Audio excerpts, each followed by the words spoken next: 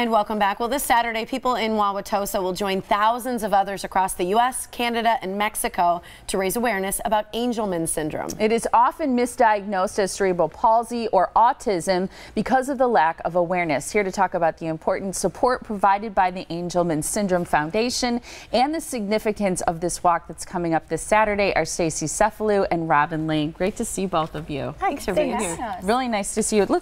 Explain the disorder, what you noticed, because for both of you, it's a son who has it. Is that right? Daughter. Yours is a daughter. 10-year-old daughter. And she's 10, and your son Chase is 5. And about the age of 2 is when it was diagnosed for both of you, right? Yes. Correct.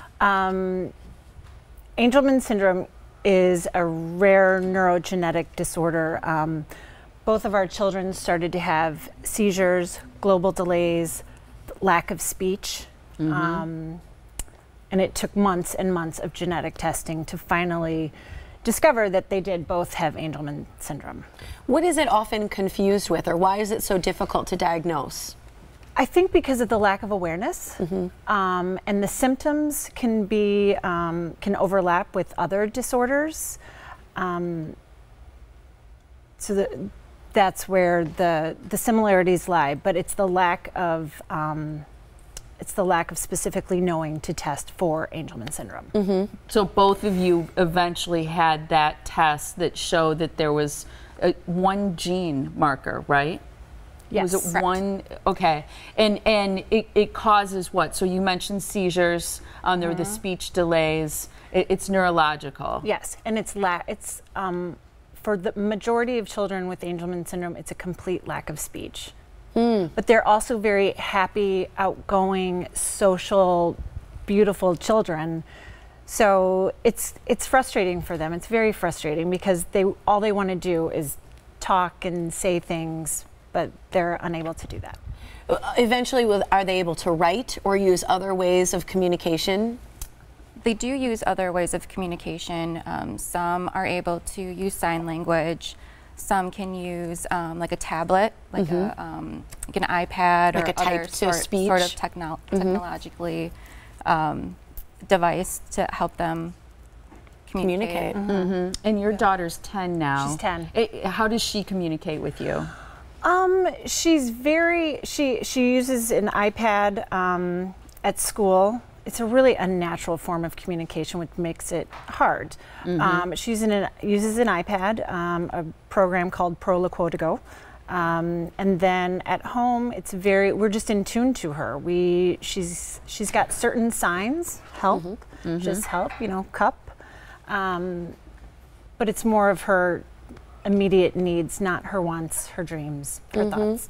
Yeah. Right. Which are the things you want to focus on as a parent. You've got to address the here and now part of it. How has the Angelman Syndrome Foundation been helpful? Why is it important to you guys to be able to raise your children effectively? I think they provide us with education and resources.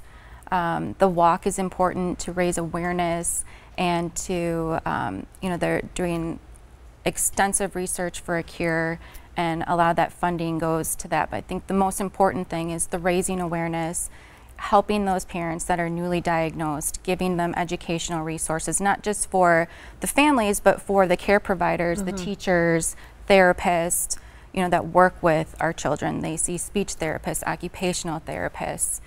There's an extensive amount of people that go in to work with them. Well, and you talk about resources and education, I'm sure for both of you, because I know you both have other children as well. It's important for siblings to have, to understand it.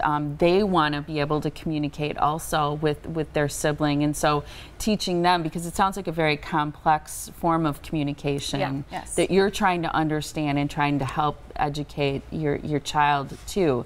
So I'm sure it's a whole it's something that affects the whole family. Yes. Yeah.